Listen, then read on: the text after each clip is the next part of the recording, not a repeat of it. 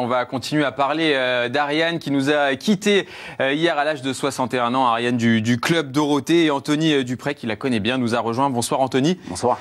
Merci beaucoup d'être avec nous sur ce plateau. Alors la dernière fois vous étiez venu nous présenter Dernier baiser. C'était une pièce de théâtre dans laquelle vous avez joué. Dernier baiser qui était inspiré de Premier baiser qui était diffusé aussi avec c'est une série AB tout simplement, le Club Dorothée. Alors vous avez très bien connu Ariane. À quel moment vous avez fait sa connaissance? D'abord à la télévision, comme nous tous. Comme téléspectateur d'abord en fait. J'étais gamin et je regardais le Club Dorothée. Je me demande même si c'était pas Récré à 2 à l'époque. Et donc j'ai grandi avec ça, comme tout le monde, comme toute notre génération. Et puis un jour, après avoir fait de la figuration chez AB Productions, on m'a appelé pour faire un casting parce que Ariane Carletti et Rémi Sarrazin avaient écrit une chanson et ils cherchaient un chanteur. Et donc je suis arrivé dans le bureau de Jean-Luc Azoulay. Donc on rappelle que Rémi, bien sûr, était le mari d'Ariane, tout à fait. Et je suis arrivé dans le bureau de Jean-Luc Azoulay pour passer ce casting parmi plein de candidats. Et il y avait Jean-Paul Césari qui faisait la guitare sur ce morceau. Et voilà, j'ai chanté devant eux. Et puis à la fin, ils m'ont dit tiens, t'es du Havre, c'est ça? J'ai dit oui. Elle me dit comme t'es venu de loin, reste un petit peu avec nous, on voudrait discuter. Et puis voilà. Puis elle m'a dit voilà, c'est toi qu'on a choisi, c'est toi qu'on va prendre pour chanter cette chanson. Et c'était la première fois que je la voyais en vrai, donc j'avais déjà j'étais impressionné parce que le petit gamin voyait une idole de jeunesse, et puis en plus il fallait chanter, je n'avais jamais chanté, enfin bon, ce jour-là j'étais en sueur et dans tous mes états, et voilà. Et donc vous êtes resté sur Paris? Et donc j'ai fait ce casting, je suis rentré chez moi, et ils m'ont appelé pour confirmer que c'était bon, et après je suis revenu sur Paris, et comme j'habitais au Havre à l'époque, j'ai dormi pendant plusieurs mois chez Rémi et Ariane, le temps qu'on enregistre la chanson et puis qu'on fasse après Donc vous faisiez partie de la famille d'Ariane, j'ai envie de dire. Tout à fait. Pendant quelques jours, quelques mois. Quelques mois même. Et puis après des années, puisque bon, après j'ai commencé à gagner de l'argent, donc j'ai pu m'offrir une chambre de bonne. C'est vrai qu'à Paris ça coûte cher. Voilà.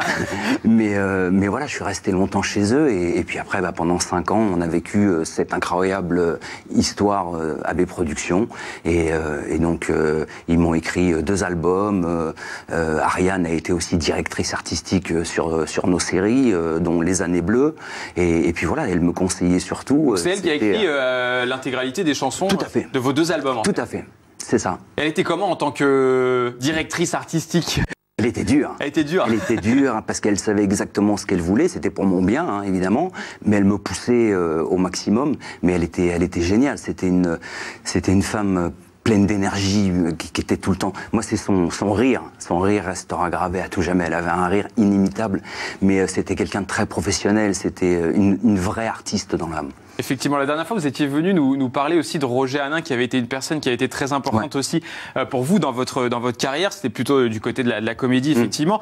C'est vrai que là aussi, aujourd'hui, vous perdez finalement quelqu'un qui vous a marqué, finalement, qui vous a donné énormément de conseils pour tout simplement pour vous pousser à chanter, en l'occurrence. Ça a été ma maman artistique. C'est ça. Ouais, vraiment, c'est elle qui m'a mis le pied à l'étrier. Je me rappelle de la première du Club Dorothée. J'étais mort de trac. C'était le matin en plateau.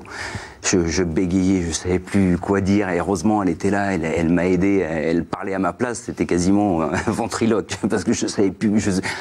Première télé, enfin bon, t'imagines, j'avais un trac fou, et voilà, c'est elle qui m'a aidé, c'est elle qui m'a appris le métier, qui m'a appris à jouer. Vous étiez resté en contact par la suite, parce que comme vous avez fait aussi du théâtre, on le disait tout à l'heure, est-ce que elle continue à vous donner des conseils finalement sur votre jeu de comédien, elle qui aussi est comédienne? Alors non, pas. Elle est venue vous voir ces derniers temps? Non, pas. Malheureusement, elle n'est pas venue. Rémi est venu me voir, mais Ariane, non. Mais on s'est vu il y a pas si longtemps que ça. On avait pris un café rue d'Amsterdam dans le 9e, et on avait parlé de toute cette période qui était une période magnifique, évidemment. Elle avait évoqué avec vous son combat contre la maladie. C'est vrai qu'on a eu tout à l'heure Jackie au téléphone qui nous disait que le deal, c'était on ne parle pas de la maladie. Est-ce que vous aviez le même deal finalement avec elle? Elle ne parlait jamais de sa maladie. Elle continuait à vivre. Elle était souriante, c'était une battante, une vraie battante, mais non, on parlait jamais de ça.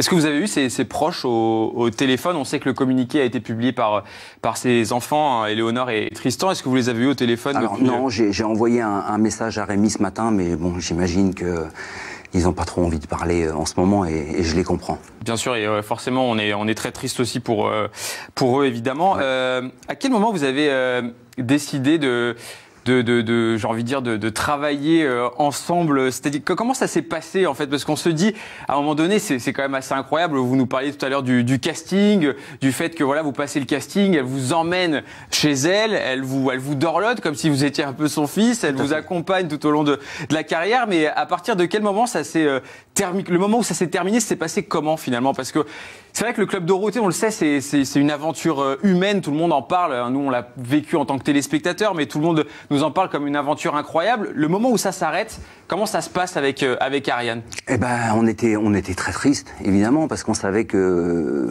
voilà, du jour au lendemain, c'était fini. Alors nous, on a eu la chance avec Ariane, je crois qu'on a terminé. Elle vous a dit de poursuivre en tant que chanteur ou elle vous a dit Non, moi j'avais plus envie. Vous aviez plus envie? J'avais vraiment envie de me lancer dans la comédie et on a fait cette dernière série qui s'appelait Les Années Bleues, donc en 98, après l'arrêt du Club Dorothée.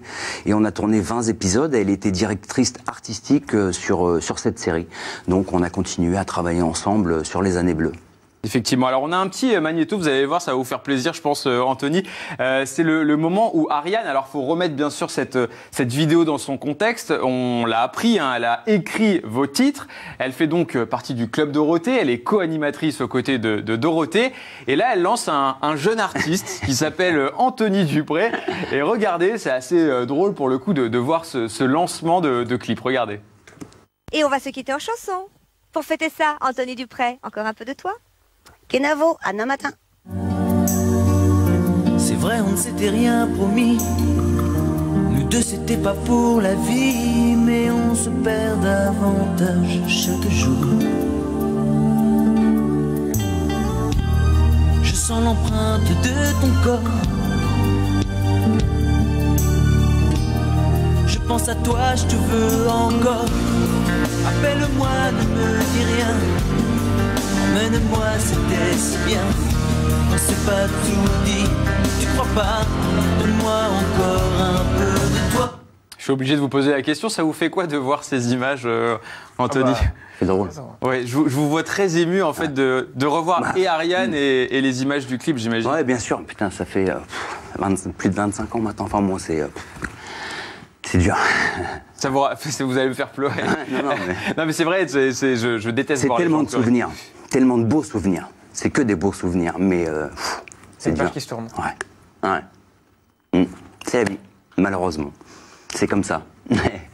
Vous pensez à quoi en voyant ces images, à des moments précis, à des anecdotes de vie Déjà, je repense à tout ce que j'ai fait à cette époque-là. Et puis ensuite, c'est grâce à elle, grâce à elle et Rémi. C'est eux qui m'ont vraiment mis le pied à l'étrier. Donc, c'est des beaux souvenirs. Et puis on a passé tellement de moments, j'allais à la campagne avec eux, enfin j'étais leur deuxième fils, parce qu'il y avait Tristan à l'époque, Éléonore est née après, et j'étais le grand garçon de la famille, quoi. Et on a fait tellement de choses, on est parti en tournée, on a tourné des clips un peu partout en France, enfin c'est beau. C'est comme une maman. Ah, c'est une deuxième maman, ouais, ça a été une deuxième maman, ouais, bien sûr. Ouais. Maman artistique. Maman artistique, tout à fait, ouais. Aujourd'hui, le souvenir que vous avez envie de garder d'elle, vous parliez tout à l'heure de son rire, c'est vrai qu'on a le tous rire en tête forcément le rire d'Ariane. Des images, alors on n'a pas le rire, non, on n'a pas le rire d'Ariane, mais c'est vrai qu'on l'a tous en tête, du moins ceux qui regardaient le Club Dorothée et dont on fait partie. Mais est-ce qu'il y a un souvenir, une anecdote que vous avez envie de retenir, à laquelle vous pensez de toutes ces années pendant lesquelles vous avez collaboré avec Ariane? Je sais pas, une anecdote, il y en a tellement. C'était surtout les après-midi Club Dorothée, parce que elle voulait tellement que je sois bon, elle voulait tellement que je sois le meilleur. Il y avait des entraînements, il y avait des coachings. Ouais, elle rigolait pas. Hein. Elle rigolait pas et on travaillait pendant des heures, la chorégraphie, le chant. Et j'étais un des seuls à l'époque, elle l'imposait pour que je chante en direct. Elle voulait absolument que je chante en direct pour que les gens sachent que je chantais vraiment. Donc c'était du live, Souvent, du pur très live. souvent. Il y a des fois, on pouvait pas, parce que certaines émissions ne le permettaient pas, mais dès qu'on pouvait, elle demandait à ce que je puisse chanter en live avec les musiciens pour prouver que j'étais un vrai chanteur. Et ça, c'était... Donc quand on lit dans la presse, Ariane Anthony, c'est son poulain. C'est ça en fait. Elle avait tout misé sur vous. J'étais son poulain, ouais, tout à fait. Même si j'aime pas trop l'expression, parce que voilà, on n'est pas à l'hippodrome, bien sûr. mais c'est vrai que c'est ça, c'est un peu ce qui se dit en tout cas dans la presse quand on lit effectivement les mots d'Ariane. Elle était fière. Ces chansons-là, c'était son bébé, quoi. Donc elle voulait que ce soit le mieux possible. Elle était très pointilleuse. Les clips, ce clip-là qu'on vient de voir, on a mis des heures et des heures parce qu'elle voulait que ce soit parfait. C'était une perfectionniste et comme elle était effectivement, elle avait une vraie formation de comédienne. C'était une vraie artiste. Et ben elle ne lâchait rien, quoi. Et le fait de ne plus être à l'antenne, vous en aviez parlé avec elle, ça la dérangeait ou finalement elle avait envie de tourner la page et de passer à autre chose, tourner la page Club Dorothée? Au début, honnêtement, on a tous soufflé un peu parce que c'était un rythme fou. On a travaillé comme des dingues pendant 5 ans, mais ça nous a très vite manqué à tous parce que quand du jour au lendemain, il n'y a plus cette adrénaline des directs, c'est un vide, hein. Donc on continue à travailler, mais voilà, ne plus avoir tous les mercredis, on avait le mardi les répétitions, le mercredi le direct, c'était voilà, on avait un planning bien établi et c'était ouh. Et ça nous manquait à tous, ça nous a tous manqué. Et puis de nous retrouver tous ensemble à chaque fois, quoi. Avant de passer à la revue de presse, j'ai pas envie de vous faire pleurer, Anthony. Juste. Imaginons que Ariane nous regarde, et je suis sûr qu'elle nous regarde de là-haut. Si vous aviez un dernier message à lui adresser à Ariane. Merci pour tout. Merci pour tout, et tu vas nous manquer à tous, parce qu'il y a toute une génération à qui elle va manquer.